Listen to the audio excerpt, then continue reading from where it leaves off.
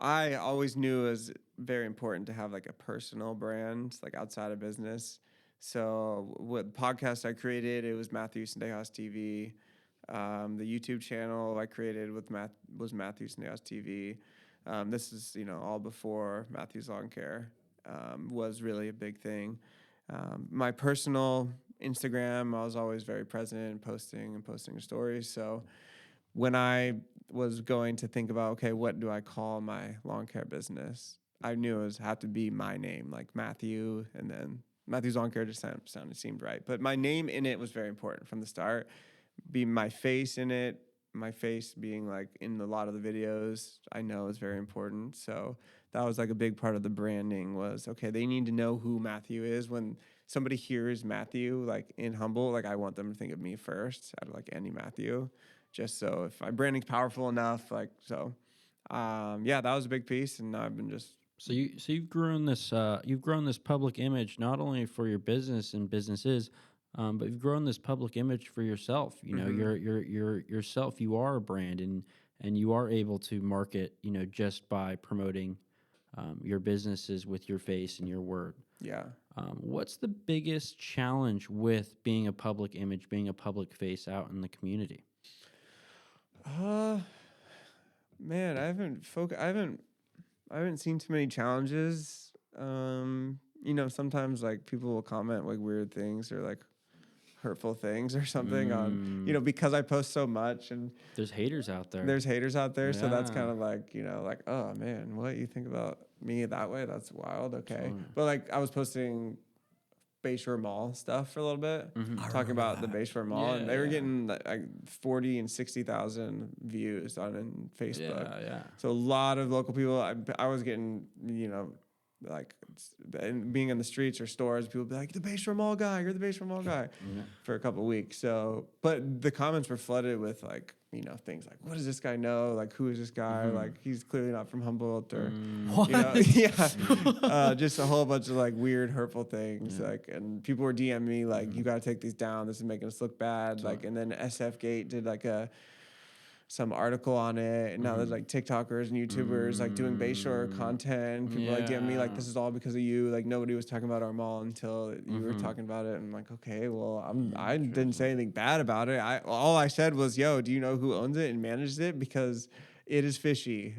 Brookfield Properties owns it. They're a multi-billion-dollar investment fund. 15th on the list of leading the world. So like behind Vanguard and BlackRock, 15 down is Brookfield Properties. So they don't give a S about anybody's local mall. So they have Spinoso management group running it, who also doesn't give a heck about any community, and along with their other 400 small town malls that they're just letting run down in America. So I was talking about this and educating this. I don't think anybody locally, if they knew who runs that or what they are doing with it, they wouldn't like it. So I'm like, just trying to shine some light on that, but then people were like, "Yo, stop doing this." So I did actually stop. But you got attention from the corporate guys who run it?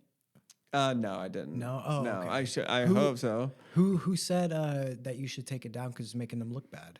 Oh, just people. Really? People, Like people are like, "Yo, you're making our community look bad." What the heck? Yeah, I know. That's why I'm like, bro, no, I'm not. Honestly, I don't think Bayshore so. Mall is like the worst part about Humboldt County. I know, and I was trying to say, it's like, yo, it's the corporations. Why it's empty is the corporations are having rent so high. Yeah. Like if they have $7,000 rent, none of us can host a store. If they had $1,000 rent or $700, like we could do it. There's nothing wrong with the Bayshore Mall, but it does need to be spruced up, and it needs people. It needs traffic. It just doesn't have the traffic that one would imagine a mall to have. And so, and if you live in Humboldt and you've been to the Bayshore Mall, like it's hard to argue with that that the Bayshore Mall has minimal traffic. Like I think everybody could agree on that. I don't know what the statistics are on the traffic there compared to prior years or whatnot. Man, it's low. I know they got room for 140 different stores. Yeah, just believe it or not, being in the there, mall. They have like 3 stores now. Yeah, so but people say that about the mall industry in general, and that whole the retail market, being outcompeted by online retailers, Amazon, and even the retailers that are there are moving to online platforms. So maybe, Yeah. but I agree that I do remember you were talking about it needs to be like livened up a little. They need something needs to be done That'd be differently nice, there, yeah. and it needs to be some traffic needs to be going through there. So whatever it takes to make that happen. If you have fun ideas to do, make the Bayshore Mall more invitable, more traffic, drop them in the comments. We'd love to see some ideas. If anyone has ideas with the Bayshore Mall, go ahead. We'd love to hear them. I think it would be really cool. Drop it in the comments. Let's see what we get. I'll I buy got an them all, idea. and then we'll. Yeah, I was gonna say my idea is for you to buy them all. I Have you know. looked into the property value of that? They say it's like 25 mil. 25 million. Yeah. But here's the thing. So these people that own it inflate rent price so high and then hold it for so long and basically artificially inflates the price. And before they go to sell it, what they'll do is like sell the big five right next door. For an astronomical price, they'll sell it. Somehow it'll be like, oh, the big five sold for 10 million.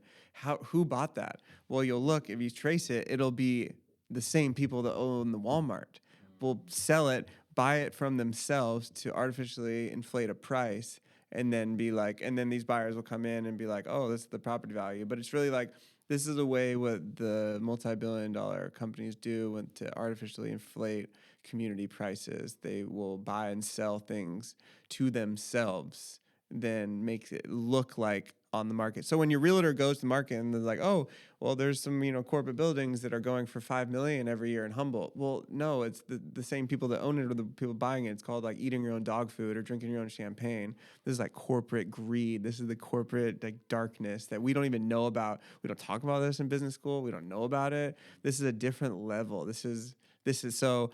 It's unfortunate to learn about it because you can't even do anything about it. You can't. This isn't like any other business in Humboldt. You can find who owns it. You can talk to them. You can walk in and talk to the manager.